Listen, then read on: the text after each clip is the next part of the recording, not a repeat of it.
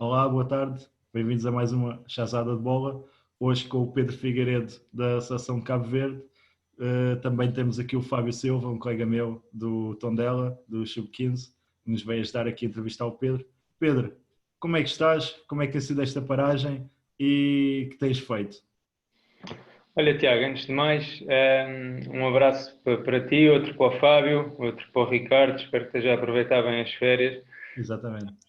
Dar-vos os parabéns por este tipo de iniciativas. Acho que nesta fase é realmente uma forma de nos mantermos próximos e de continuarmos a estar socialmente ligados e, sem dúvida, é o tipo de iniciativas que junta mais ainda a comunidade do futebol. Portanto, agradecer-vos por isso. Já tive a oportunidade de ver algumas e são de facto top. Passamos aqui bons cheirões. Depois Obrigado. agradecer também ao Pedro Gonçalves, porque sei que foi ele que me desafiou e agradecer-lhe. Um grande abraço ao Pedro e espero sinceramente que lhe corra tudo bem neste novo grande desafio que é ser selecionador de Angola. Vai correr certamente porque ele é super competente, mas pronto, agradecer-lhe também o convite ou o desafio e mandar-lhe um grande abraço. Depois, relativamente à minha situação, pronto, olha, muitas saudades do campo, do jogo, do treino, porque se os clubes tiveram este período todo parado, as seleções mais tempo estão ainda. Portanto, nesta fase, aquilo que desejo, sinceramente, é que as coisas voltem à normalidade o mais rápido possível para voltarmos a estar juntos, para voltarmos a ter jogo, para voltarmos a ter treino e para que possamos finalmente concretizar os objetivos da seleção. Houve ali aquela data de março que foi adiada, né? Ou seja, mais longa ainda. Este ano ainda não houve qualquer jogo da É seleção. o normal da seleção costuma ser isso. Portanto, a última data do ano é novembro e a primeira é março do ano seguinte. Portanto, nós, entretanto, com isto do Covid, já falhámos duas datas FIFA onde existiriam jogos, que foi março e junho. Portanto, os nossos últimos jogos foram em novembro. Portanto, já são muitos meses sem campo, sem jogo e pronto, a vontade começa a apertar também. Exatamente. Olha, Pedro, em termos pessoais, a tua carreira, começaste no Linda Velha, certo? Olha, eu acho que como muitos não sei, da nossa geração, possivelmente, sempre fui um fanático, um apaixonado por futebol, mas desde cedo percebi que nunca ia ser jogador profissional de futebol, não teria qualquer hipótese. Sempre joguei, mas a um nível distrital, completamente amador.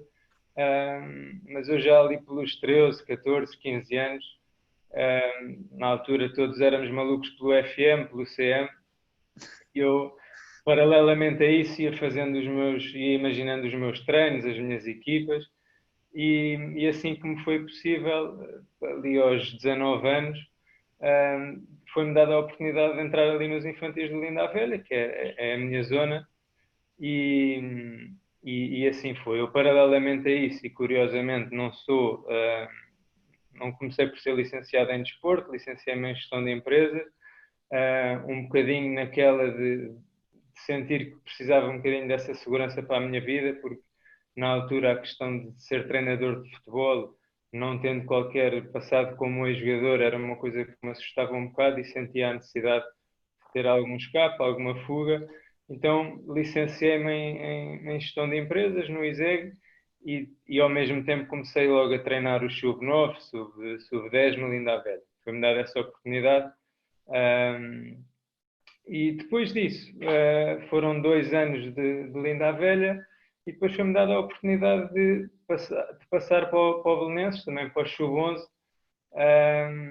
e isso coincidiu com o fim da minha licenciatura, onde eu depois tomei a decisão de não seguir na parte corporativa, de gestão de empresas e realmente tentar o meu sonho, a minha paixão, que era realmente a área do treino.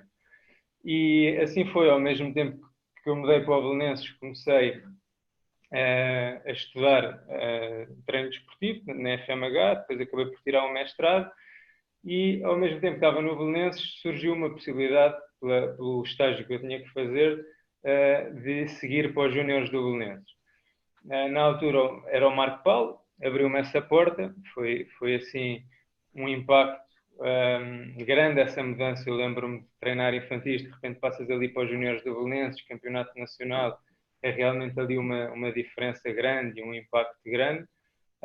Acho que foi muito importante para o meu crescimento nessa fase e estou muito agradecido tanto ao Marco, e o adjunto dele era o Zé Sousa, que foi lateral direito do Benfica, do Porto. Era ali uma equipa técnica top, pá, muito engraçados eles, e sempre com muito a aprender. Depois aconteceu, felizmente, o Marco foi para os séniores, foi-lhe dada essa oportunidade, e o Sousa assumiu como principal dos júniores e convidou-me para ser adjunto dele. E pronto, a partir daí, se calhar um bocadinho mais a sério, fui durante 2 anos treinador adjunto dele nos júniores, e depois surgiu uma oportunidade de... o Pedro Silva, na altura, era o coordenador de toda a formação do Belenenses, e ele surgiu-lhe o convite de seguir para o campeonato, na altura, Campeonato Nacional de Séniores, para o 1º de dezembro. E depois tínhamos ali uma relação relativamente próxima e ele convidou-me para ser adjunto dele no 1º de dezembro, e assim acaba por se dar a minha primeira experiência no futebol de sénior. Era uma necessidade e uma ambição que eu tinha de chegar ao futebol de sénior, e esse foi um ano que me marcou muito, ainda hoje. Nós tínhamos um plantel que toda a gente dizia que íamos lutar para não descer, que era um plantel essencialmente para lançar jogadores mais jovens, e nós acabámos a fazer a melhor classificação de sempre da história do 1º de dezembro, nesse formato de Campeonato Nacional de Séniores. Portanto, conseguimos ir à fase de subida, e depois na fase de subida, onde estávamos a competir com orçamentos impossíveis, na altura União de Leiria, Cova da Piedade, portanto, orçamentos muito, muito, muito acima dos nossos, Praense, e ainda assim conseguimos andar ali no barulho da ida ao play-off para a segunda liga. Portanto, foi realmente uma época fantástica. Ainda hoje preservo uma relação com muitos desses jogadores. Era de facto um grupo espetacular. Pronto, fruto dessa época positiva no 1º de dezembro, surgiu o convite do Mafra. O Mafra, que tinha descido da segunda liga ao CNS, portanto uma altura assim mais conturbada do clube, mais complicada. Fui também na altura com o Pedro Silva, com o Nelson Azevedo, com o Filipe Peralta, era a equipa técnica que foi, o André Lourenço, a equipa técnica que foi do 1º de dezembro para o Mafra. E pronto, acabou por ser um ano infeliz para nós, porque acho que devemos ter sido a única equipa no Campeonato de Portugal que fez 40 pontos e não conseguiu ir à fase de subida. Mas pronto, acabou por ser um ano em que os objetivos desportivos não foram cumpridos, e depois o Pedro acabou por receber um convite importante da Suíça, e aí surgiu-me o convite do Cova da Piedade, por aquele que tinha sido o meu presidente no Belenenses, o António Soares, que é uma das pessoas que hoje em dia é meu amigo pessoal, tornou-se meu amigo pessoal, e é uma pessoa que eu tenho um carinho enorme e que me deu essa oportunidade no Cova da Piedade. A ideia era começar a criar um departamento de scouting e, paralelamente, ao mesmo tempo, ser responsável, ser o treinador principal da equipa B, que esse era o ano zero, iria começar na segunda divisão distrital, e a ideia era naturalmente subir rapidamente à primeira e tentar lançar o máximo de jovens possíveis, considerando que estamos numa segunda distrital, como é evidente. Ainda assim, correu bem. Quando fomos campeões, conseguimos subir à primeira, como aliás era nossa obrigação, pelas condições que tínhamos em relação aos outros. Mas aí a grande vitória foi de facto termos conseguido que 2 desses jogadores assinassem contrato profissional com a primeira equipe. Portanto, essa foi a grande vitória. Conseguimos, de repente, 2 rapazes que passaram uma época no distrital e que abdicaram de propostas no Campeonato de Portugal porque acreditaram neste projeto. De repente, que até posso dizer, foi o Gonçalo Maria e o Nelsinho, que assinaram 2 contratos profissionais, e isso é que é de facto a grande recompensa, nós sentirmos que podemos melhorar ou ajudar a melhorar a vida de alguns deles. Pronto, acabou esse ano no Cova da Piedade, e depois isto, curiosamente, surgiu este convite de Cabo Verde. Como é que isto surgiu? De uma forma muito curiosa, o Rui, e eu não conhecia o Rui, quer dizer, conhecia como todos nós conhecemos, da televisão e dos tempos do Benfica. Quer dizer, eu conhecia das histórias que o meu pai contava, porque já não fui a tempo de ver o Rui a jogar. Exato. Mas eu não conhecia o Rui, só que tinha treinado o filho do Rui, portanto o Martim, no 1º de dezembro, tinha sido meu jogador. E o pai partilhou com ele que estava ali a fazer uma reformulação na equipa técnica, precisava de um adjunto.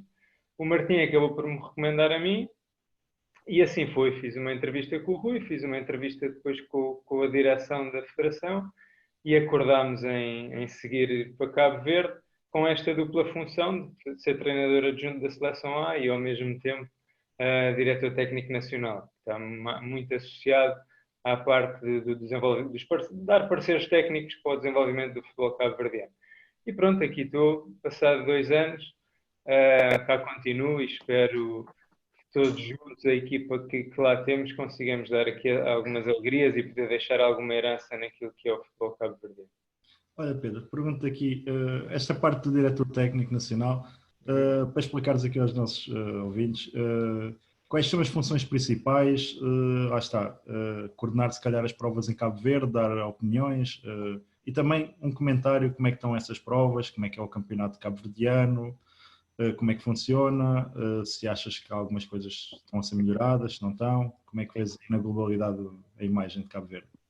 Tiago, vou tentar responder a tudo. Se me faltar alguma no meio, não tens problema nenhum em interromper. Bom, esta função de diretor técnico nacional, pelo menos em Cabo Verde, é assim que está organizada.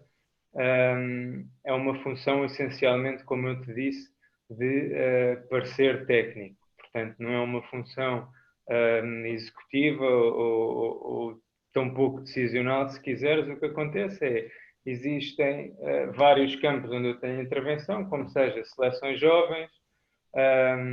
Nós vamos agora começar a andar com 3 centros, 3 academias, que são as 3 academias de Tubarão Azul, e que também estou fortemente ligado a esse projeto. Portanto, como eu disse, seleções jovens, esses 3 centros. Depois estamos, como tu também falaste, na parte da reformulação das competições nacionais. Lá está, também dou o meu parecer técnico em relação a isso.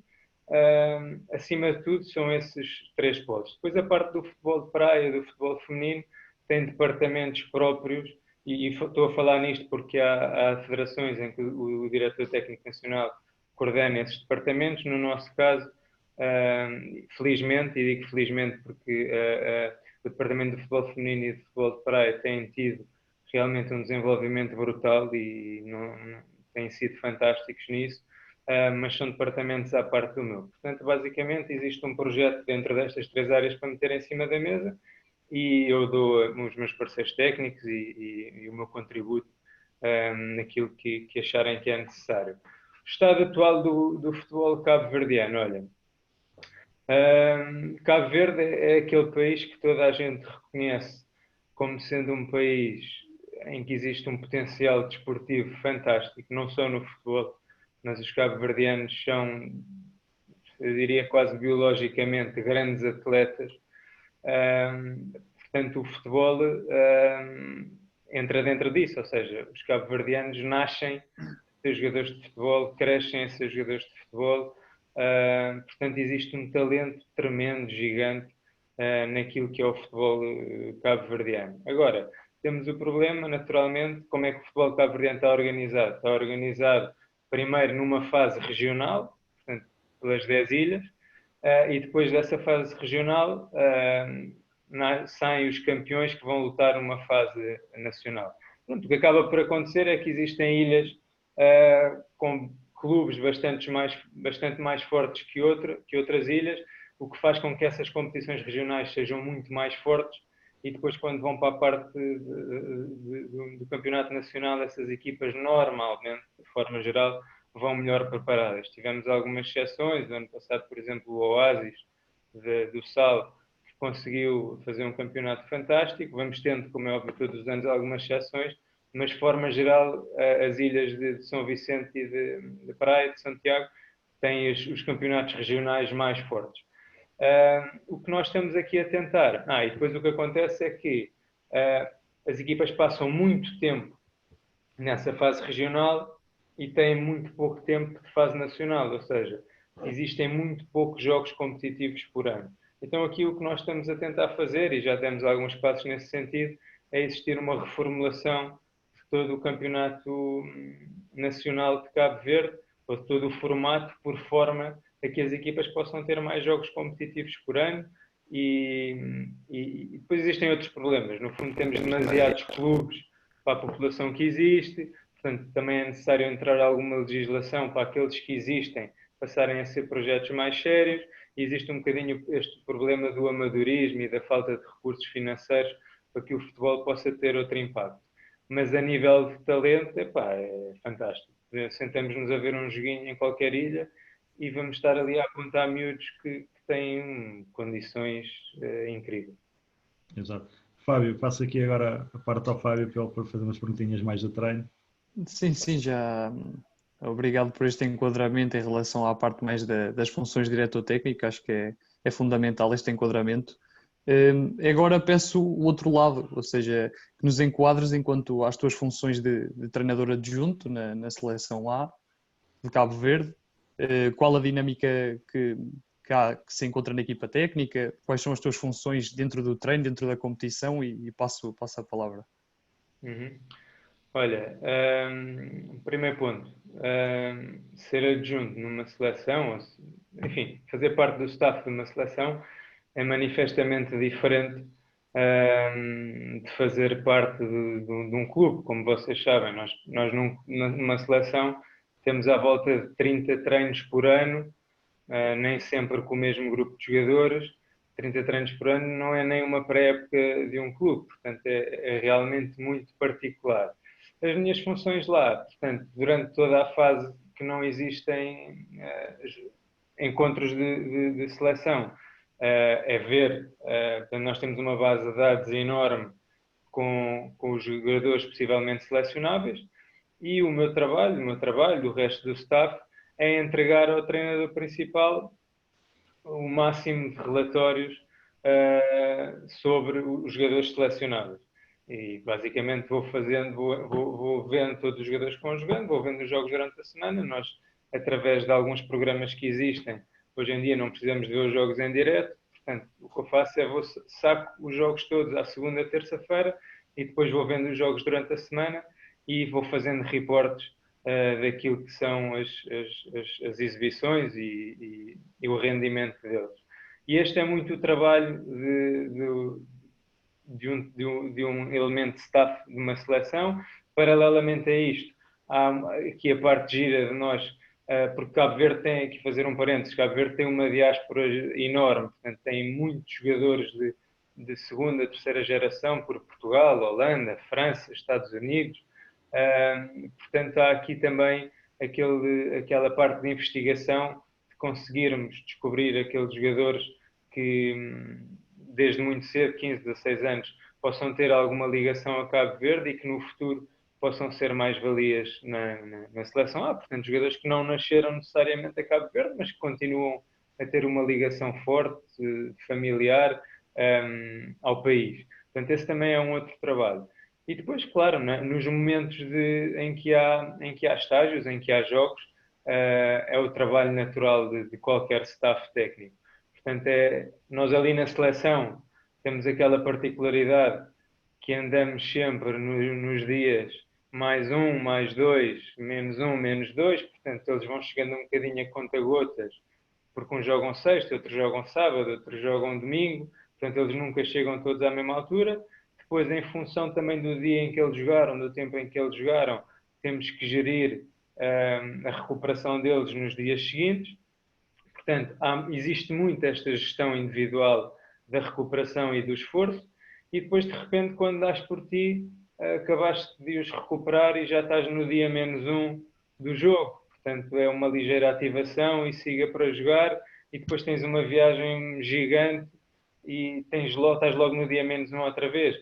Portanto, aqui o trabalho de seleção passa realmente por tentares passar a melhor informação possível no menos tempo, sem que ao mesmo tempo desrespeites aquilo que é o período de recuperação que eles precisam de ter, porque uns deles se calhar vieram de um período super estressante, que houve um derby no clube deles e eles têm uma descarga emocional gigante e chegam de uma determinada forma, outro se calhar porque fez um hat-trick e chega de outra forma, outro se calhar porque não jogou e veio chateado. Portanto, existe muito aqui esta gestão individual do jogador na seleção. Acho que é completamente obrigatório.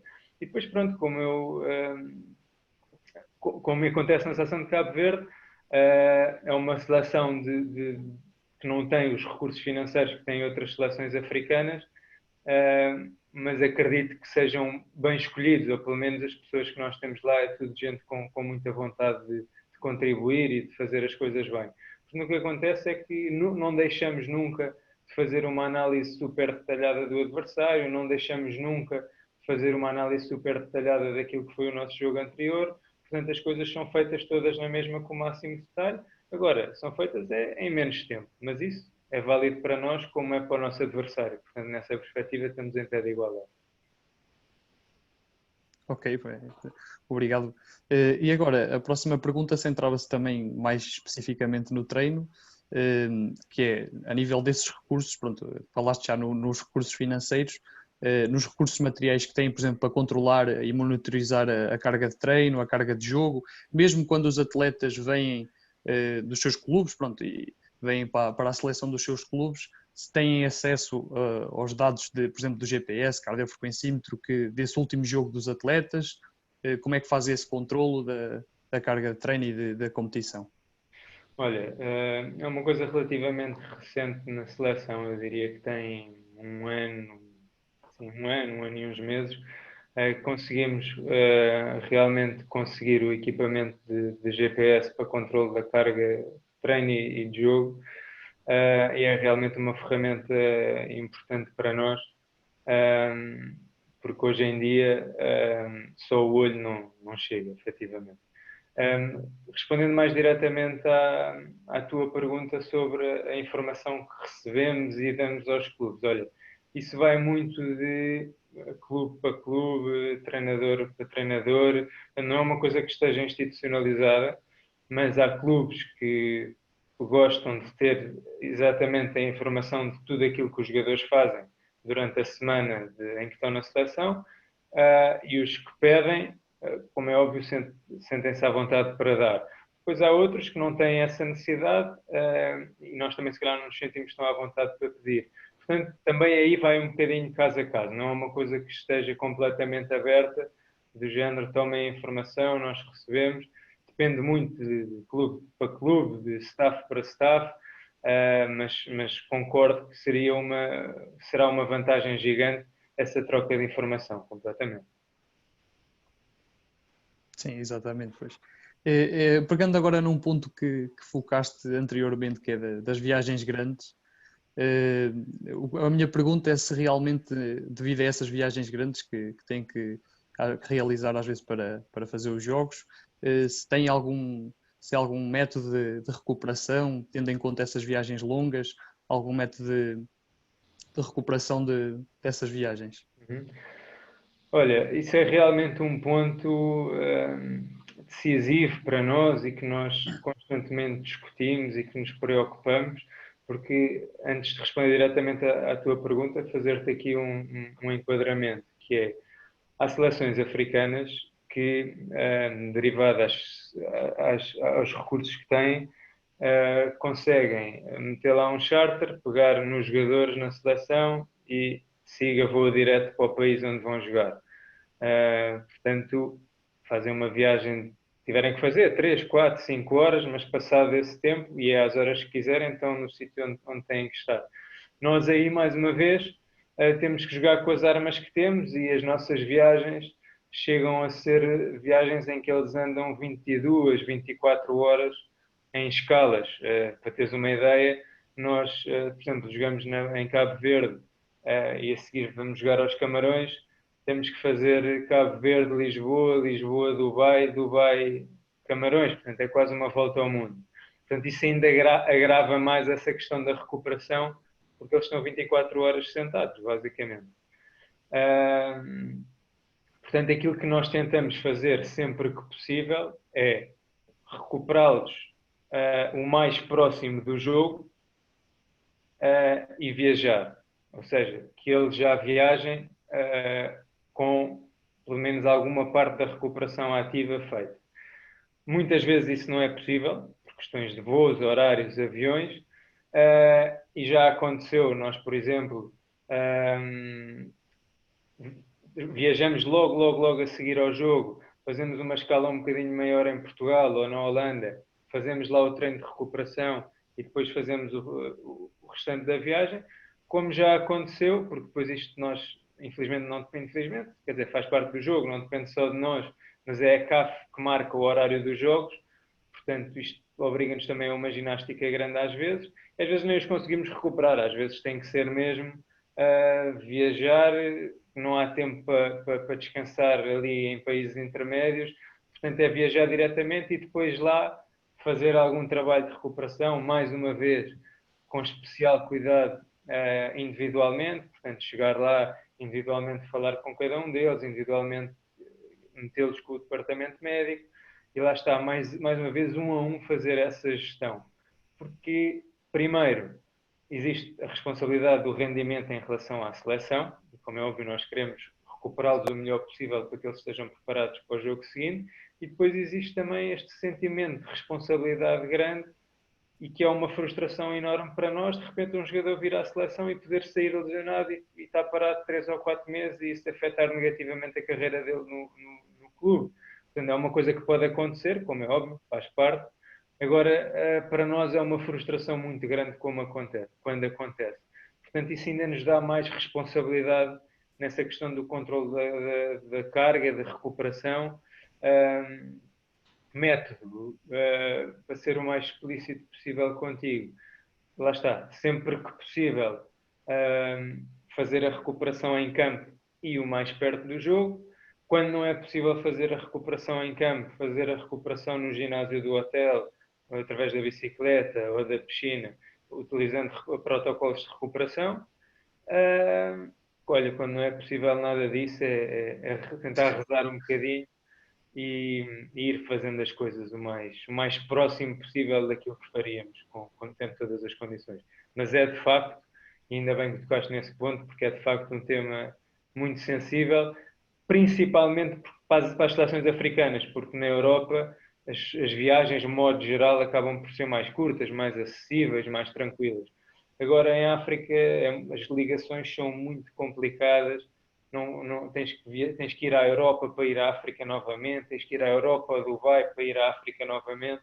Portanto, é complexo, é um tema muito complexo, de facto. Agora, a próxima questão que queria colocar até também é uma curiosidade minha, é um bocado uma curiosidade já tem algum tempo. É assim, nós aprendemos que o aquecimento, falando especificamente no aquecimento dos treinos ou dos jogos, o aquecimento para a competição, aquela ativação funcional que fazemos e da temperatura muscular, no fundo é influenciada por fatores exógenos e endógenos. Os fatores exógenos, por exemplo, é a temperatura. A pergunta que eu te queria colocar era mesmo isso. Sendo o Cabo Verde um país com um clima tropical, de que forma é que vocês adaptam o aquecimento dos jogos ou dos treinos? Se é que adaptam, se é reduzido comparativamente, se calhar, com os aquecimentos nos países da Europa, por exemplo, de Portugal? De que forma é que fazem essa gestão, tendo em conta o clima de Cabo Verde? Olha, primeiro, realmente Cabo Verde é um país quente, mas acaba por não ser um país tão úmido ou tão tropical como se estivéssemos a falar, por exemplo, de São Tomé ou de Angola. É um país relativamente mais seco. Ainda assim, como é óbvio, e principalmente por estar muito calor, está constantemente muito calor, há ainda mais aí uma questão que naturalmente não tinhas que saber, mas que está associada ao tipo de piso que nós apanhamos quando treinamos em Cabo Verde, são sintéticos muito duros, portanto isso é mais um fator que complica e portanto sim, nós temos um cuidado especial com isso. Agora deixa-me dizer-te o seguinte, o cuidado que nós temos são dois. Primeiro, a nível de ativação pré-treino, aqueles jogadores àquele nível têm já os próprios mecanismos de ativação. Portanto, todos eles, aqueles que precisam de massagem, pedem massagem à fisioterapia, aqueles que precisam dos elásticos têm os elásticos para fazer a sua pré-ativação, outros têm TRX. Portanto, todos eles já têm essa educação e não precisam sequer que os treinadores lhes digam nada. Portanto, é uma coisa deles. E aí é uma parte do treino, ou do pré-treino, se quiseres, que está completamente ao critério deles. Deixá-los o tempo que eles precisam para fazer essa pré-ativação. Depois, relativamente ao aquecimento, temos muito cuidado com essa parte inicial. Não deixar passar nenhum grupo muscular, não entrar em situações de velocidade, de força, sem que os músculos estejam realmente bem aquecidos. Portanto, temos esse cuidado metodológico. Porque, como eu te disse antes, e vai bater no que eu te disse antes, que é, nós sentimos a responsabilidade do que é um jogador, de repente, chegar à seleção e lesionar-se. Já nos aconteceu, claro que tu ficas sempre a pensar se podias ter feito alguma coisa diferente, se a responsabilidade foi tua, mas é uma frustração horrível. Tu sentires que, de repente, o jogador chegou bem, saudável, com vontade de ajudar, e depois, por qualquer motivo, que pode ser mais ou menos responsabilidade tua, lesiona-se e vai para o clube lesionado. Isto para nós é terrível. Portanto, cuidado especial com o aquecimento. Primeiro, verificar, se bem que é quase um check por fazer, porque eles fazem-no sempre, aquela pré-ativação, uns dentro do balneário, outros fora, uns mais individual, outros mais grupal, mas fazem-no sempre e perdem, eu diria ali, estão a ganhar, mas 20, 25 minutos a fazê-lo. Portanto, quando eles já entram propriamente dito na parte do treino coletivo, essa pré-ativação já garante que não apanhemos grandes sustos, e depois mesmo nós puxamos a nós essa responsabilidade de o fazer. E até te digo, mais do que em Cabo Verde, após fazermos essas viagens, eu posso contar aqui uma história gira. Nós fomos jogar ao Lesoto. O Lesoto é um país no meio da África do Sul. Eu mal sabia onde era, não fazia ideia onde era, só tive que olhar para o mapa depois quando fomos jogar para perceber onde era. E como deves calcular, ir para o Lesoto chegar ao Lesoto é uma coisa complexa. Portanto, nós fizemos Lisboa, acho que nos juntámos em Lisboa, depois fizemos Lisboa, Dubai, África do Sul, Lesoto, e no meio disto tudo chegámos ao Lesoto de manhã, ficámos no Hotel das Nações Unidas, que aquilo é realmente um país que infelizmente não tem grandes condições. Chegámos ao hotel de manhã, optámos por pensámos, ok, vamos treinar, não, optámos por dar esse dia total de descanso ao jogador e tínhamos um treino marcado para o final do dia. Para o final do dia, porque estava menos teoricamente ia estar menos vento, a temperatura ia estar, as condições iam estar mais favoráveis. Bem, assim foi, descansámos esse dia todo, os jogadores comeram, dormiram, descansaram, tranquilos, foram vistos pelo departamento médico. Depois lá fomos para o campo de treino. Bem, chegámos ao campo de treino, um piso, horrível. Não havia bolas, portanto nós chegámos lá com o treino planeado, não havia bolas. Piso horrível, não havia bolas, não tínhamos material nenhum de treino e estava um vento e um frio incrível. Portanto, nós de repente chegámos ali, quando era suposto fazer um treino de ativação, era o dia -2, salvo erro, e não tínhamos rigorosamente nada, não podíamos fazer rigorosamente nada daquilo que planeámos. Depois há aqui outra questão que é... tu, quando vais jogar fora em África, é muito difícil teres privacidade no campo, portanto, a parte estratégica ou a fazes antes, ou se fazes no campo, tens que aceitar que o adversário vai conhecê-la antes do jogo. Portanto, nós, de repente, vemos-nos ali com uma situação completamente fora do planeado, mas tínhamos que garantir que, pelo menos, os jogadores, nessa parte fisiológica não iriam ser prejudicados. E pronto, reunimos, conseguimos fazer ali 2, 3 exercícios que fossem de encontro àquilo que tínhamos previsto do ponto de vista da carga nesse treino e pronto, e voltámos para o hotel sem eles terem sequer tocado numa bola. E pronto, estas coisas em África acontecem, são muito peculiares e tu tens que constantemente estar-te a adaptar a isso. Portanto, resumindo e respondendo à tua questão, sim, essa questão do aquecimento é fundamental neste contexto. Pedro, pergunto aqui uma coisa que há pouco falaste. A nível das seleções jovens, como é que está a ser desenvolvido aqui este trabalho? Se já existem seleções jovens, porque sei que há uns anos não havia essas seleções, e se já estão a ser potencializadas para depois, mais tarde, aproveitar os jogadores e começar, se calhar, a meter a cultura, como já falei aqui com alguns internacionais, meter essa cultura de ir à seleção para depois não perderes os jogadores para outros países, como Portugal, Holanda e por aí fora. Exatamente. Não, olha, se estás a tocar é realmente um ponto de honra desta direção e o presidente e o resto da direção têm-se esforçado muito para que esse projeto avance, porque o que aconteceu até aqui foi que existia um torneio de sub-17, imagina, e Cabo Verde juntava ali um conjunto de jogadores de sub-17 para ir fazer esse torneio. Depois nunca mais se juntavam, portanto, era uma coisa completamente pontual e não tinha sequer seguimento nenhum, ou seja, se o torneio fosse de sub-17, juntava-se uma equipa de sub-17, onde, por exemplo, aconteceu e teve o Giovanna relativamente, não há muito tempo, ele inclusive até foi o melhor marcador desse torneio, mas pronto, é de sub-17, arranja-se uma seleção de sub-17, é de sub-20, arranja-se uma seleção de sub-20, mas não existia seguimento nenhum nisso. Há 2 anos a esta parte, nós criámos definitivamente uma seleção de sub-17, sub-19 / sub-20, porque em África tu não tens o escalão de sub-19, tens sub-17, sub-20 e sub-23. Portanto, esta parte do sub-19, se tiveres que ir a um torneio na Europa, se calhar podes ajustar ao sub-19, mas os escalões são sub-17 e sub-20. Isso já foi criado, já fizemos inclusive há 2 épocas 2 jogos com a seleção portuguesa, onde eles até na altura passou na televisão, um em Abrantes, outro na Covilhã. Essa seleção tem-se dado seguimento. Agora, em novembro e dezembro, temos qualificações para competições africanas de sub-17 e sub-20.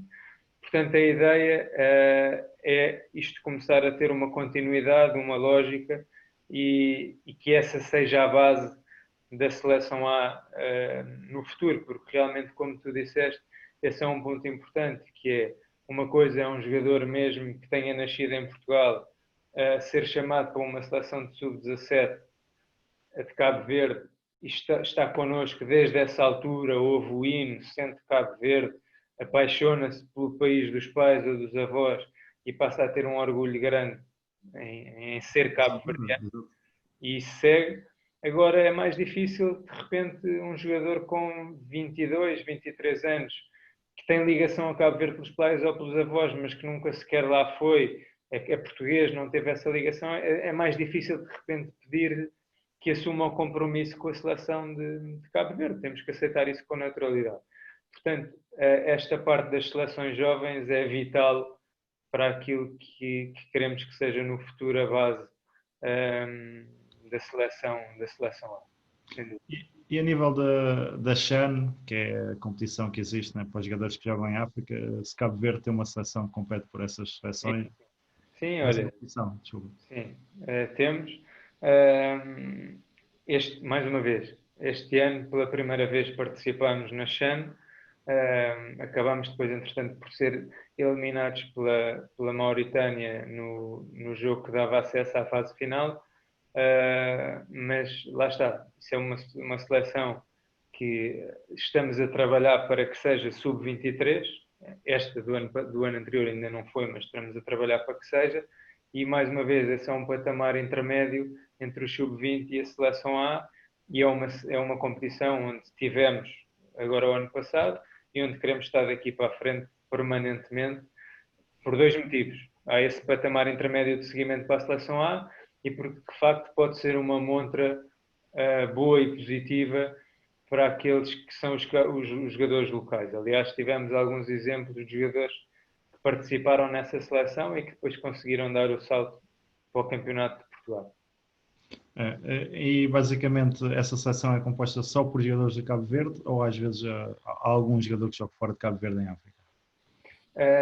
Não. Essa seleção é composta 100% por jogadores que jogam em Cabo Verde. Não é uma condição base, Sim. mas foi o que aconteceu e acredito que seja o que vai acontecer em breve. Pode haver uma outra exceção, como é óbvio, mas a base são jogadores que jogam em Cabo Verde, porque nós queremos valorizá-los, queremos dar-lhes essas oportunidades e dar-lhes esse valor. Tá. E, olha Pedro, em termos de perspectivas, continuar por Cabo Verde? Sim, como é óbvio, bom, eu sou uma pessoa completamente apaixonada pelo jogo e pelo treino. Portanto, como é óbvio, confesso-te que estar numa seleção rouba-te um bocadinho esta necessidade que eu tenho de estar diariamente no treino e no jogo. Mas agora, aprendes um bocadinho a viver com isso e, portanto, sabes que essas são as condições, portanto, não vale a pena pensar muito sobre isso e é comprometer-te muito com o projeto onde estás e nós aqui, eu sinto, não sou eu, somos todos, estamos super comprometidos e mais ainda com o facto do ano passado não termos conseguido qualificar-nos para a CAN, portanto, isso ainda nos dá mais força para que agora este ano o consigamos fazer, até porque, entretanto, houve a mudança o Rui recebeu uma proposta boa para ele, foi para o Brasil, houve a mudança de selecionador, e como é natural, existe novamente todo esse entusiasmo de quem veio de novo e de quem quer também deixar uma boa herança e acrescentar coisas. Portanto, naquilo que me diz respeito, completamente comprometido e apaixonado por este projeto, sabendo que, como é óbvio, o futebol, como em qualquer outra atividade, a vida é aberta. Agora, feliz por aqui estar e com aquela vontade grande de poder levar Cabo Verde a uma grande competição e que possamos deixar essa herança e que possamos dar continuidade àquilo que alguns já fizeram no passado, que foi levar Cabo Verde à CAN e fazer história. Temos muito esse sonho, eu tenho muito esse sonho, vamos ver. É um grupo complicado onde a equipa havia 3 equipas técnicas portuguesas. O Tony Conceição nos Camarões, o Mr. Luís Gonçalves no Moçambique e era o Rui Águas, né? Também ainda tem lá o Pedro em Cabo Verde. É um grupo complicado, nós já fizemos 2 desses jogos, portanto empatámos com Camarões fora, um jogo muito difícil, como é natural, e Camarões é, salvo a terceira seleção africana do ranking, e depois num jogo com Moçambique em casa, que acabámos por nos deixar empatar ao minuto 90, temos agora, está tudo em aberto, temos agora os próximos jogos, temos agora que fazer a nossa parte, não vale a pena olhar para trás, é olhar para o que aí vem e fazermos a nossa parte, não. Jogo a jogo e depois no final logo se vê o que é que conseguimos fazer. Mas grupo complicado, competitivo, Moçambique também é uma equipa muito bem orientada, muito bem organizada. Aliás, neste jogo em Cabo Verde, eu disse que eles de facto só empataram aos 90, mas foi completamente justo o resultado, na minha opinião. Portanto, eles fizeram muito por isso. E, portanto, o próprio Ruanda é uma equipe, uma seleção que já tem bastantes jogadores, Bélgica, França, portanto já não existem. A malta hoje tende a olhar para as equipas, para as seleções africanas e ainda desvalorizam um bocadinho, mas depois se formos ver, já há muitas dessas seleções com jogadores a jogar em boas ligas europeias ou até em boas ligas africanas. Portanto, já não há seleções fáceis hoje em dia em África, portanto, grupo difícil sim, agora com uma ambição gigante em chegar à CAN. Isso aí ninguém nos tirará e nem ninguém nos pode bater nessa parte da ambição. E no grupo do apuramento para o Mundial, que a Nigéria, com a República Centro-Africana e a Libéria? Assim, é muito complexo o apuramento. Bom, o apuramento para a CAN, agora a CAN são 24 equipas, portanto num grupo de 4 apuram-se 2, sendo nós temos aquela particularidade de Camarões ser a seleção da casa. mas é relativamente mais acessível. Portanto, 50% das equipas do grupo apuram. A qualificação para o Mundial já é mais complicado. Portanto, só se apura o primeiro do grupo e o primeiro do grupo ainda tem que ir a um play-off. Portanto, é mais complicado. Agora, não nos tira energia nenhuma e Cabo Verde, acho que tenho ideia que foi da última vez que foi à CAN, deixou pelo caminho os Camarões. Portanto, acho que nós nos conseguimos honestamente bater com qualquer seleção do mundo, diria. Exato. Olha, Pedro, vamos passar aqui ao quiz, onde vamos tentar sacar o almoço. Vou dar aqui ao Fábio a primeira pergunta. Vamos lá ver se a net não cai. Houve aí artistas que já saíram. É para a net e tal. Não, estou a brincar. Então, Pedro, a primeira pergunta. Qual era o grupo de Cabo Verde na CAN 2013? Ora bem, CAN 2013, portanto, África do Sul, que era a seleção da casa, depois Cabo Verde, foram as duas seleções que passaram, Marrocos... Certíssimo, falta uma. Foi o último, Angola? Certo. Primeira pergunta certíssima. Estou a ver que andaste a estudar. Olha, tornaste o Lisinho no 1º de dezembro. Onde é que ele estava quando acabou agora a época passada com o Covid? Epá, complicado, Luizinho, grande ponta do 1º de dezembro. Pá. Olha, eu lembro-me que ele esteve no Oliveirense e agora tinha mudado de clube, também lá para cima para o Campeonato de Portugal.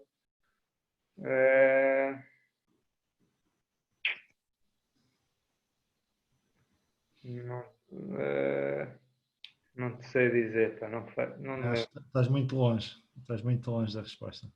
Não sei. Ele estava aqui no Montijo, no Olímpico do Montijo. No Montijo, pronto. Perdi essa fase, um igual, siga. Um igual. Mas Terceira pergunta. Uma das grandes figuras lá do 1º de dezembro. Grande ponto. Qual o ano de fundação do Mafra?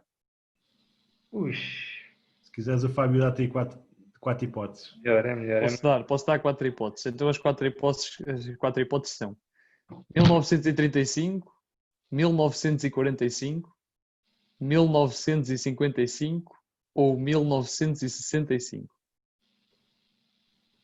35, 45, 55 ou 65? Epá, eu diria 55, não? Perto. 65 foi.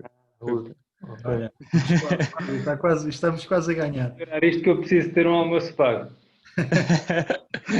Olha, a próxima é decisiva já. Em que época o Belenenses venceu o campeonato? Esta admito, nem eu sabia quando fui ver a primeira vez. Epá, isso foi lá para a década de 30, 40, agora... Veja, foi na década de 40. Década de 40. Epá, eu diria 43, 44. Estavas perto, 45, 46. Mas isso é duro, isso nem o meu pai era nascido. Olha, vamos à última. A última. Na CAN 2019, quem fez os 3 golos da vitória frente à Tanzânia? Na qualificação. Quem marcou os 3 golos? Quem foram os jogadores que marcaram os 3 golos? Foram 2 do Ricardo Gomes e um do Certo. Certíssimo. Perguntas de Cabo Verde é mais atual. Não, safámos-nos, tivemos sorte, porque ele sabia isto bem, ainda bem que pusemos aqui um bocado da pré-história. Escolhemos bem. Foi muito forçada para ir buscar o almoço. Escolhemos bem as perguntas. Escolhemos bem, fomos aqui um bocado à idade da pedra para sacarmos o almoço. Olha, Pedro, foi um prazer ter-te aqui connosco. Queria agradecer também ao Fábio por ter aceito o convite para estar aqui comigo. E olha, em termos de desafio final, quem queres convidar para vir aqui às chazadas de bola participar um bocadinho connosco? Vou-vos dar aqui três possibilidades diferentes, muito diferentes. A primeira, só para continuarmos aqui numa lógica de seleções, vou desafiar o Francisco Neto, selecionador nacional feminino, que acho que ele tem uma história brutal para vos contar de tudo aquilo que foi a evolução do futebol feminino. Eu, com ele tive o prazer de assistir a uma apresentação dele em Cabo Verde. Epá, é realmente fantástico o que ele fez com o futebol feminino. O que ele, e como é óbvio a Federação, e todo o staff dele, mas o que eles fizeram com o futebol feminino em Portugal foi fantástico. Portanto, esse é o primeiro desafio. O segundo desafio é para um treinador que eu acho que vai ser um dos... Já é, mas terá que confirmar, vai ser um dos grandes treinadores da nossa praça a médio prazo, que é o meu amigo João Tralhão. Não tenho dúvida nenhuma que quando o projeto, quando a oportunidade certa lhe surgir, ele vai realmente deixar-nos também orgulhosos. E depois a última pessoa não tanto se calhar do vosso conhecimento, mas é aquele treinador que me tem acompanhado a vida toda até ao Cova da Piedade, que é o Nelson Azevedo. Ele atualmente é coordenador do futebol da Escola dos Salesianos. Mas é a pessoa com quem ao longo destes 10 anos eu posso dizer que mais aprendi e mais discuti sobre o futebol, e é realmente uma pessoa fantástica. Portanto, deixo-vos aqui estas 3 pessoas, certamente que vão ter bons momentos. Obrigado, e será um prazer receber os 3 na rúbrica, se eles assim o entenderem. Olha, Pedro, grande abraço e muito obrigado por teres participado, e também obrigado, Fábio. Obrigado. Obrigado eu, Tiago, Fábio, um grande abraço, que vamos mantendo o contacto. Agradecer outra vez, porque realmente este tipo de iniciativas mantém as pessoas próximas, e isso é uma coisa que eu especialmente tenho muita necessidade nesta fase em que nos vemos menos, em que comunicamos menos pessoalmente. Portanto, pá, brutal, parabéns, fantástico. E o que começou realmente numa brincadeira, hoje acho que é um motivo de vocês poderem encher de orgulho, porque realmente, olha, eu já passei aqui bons bocados a ver-vos. Parabéns, pá. Obrigado, Pedro. Olha, grande abraço.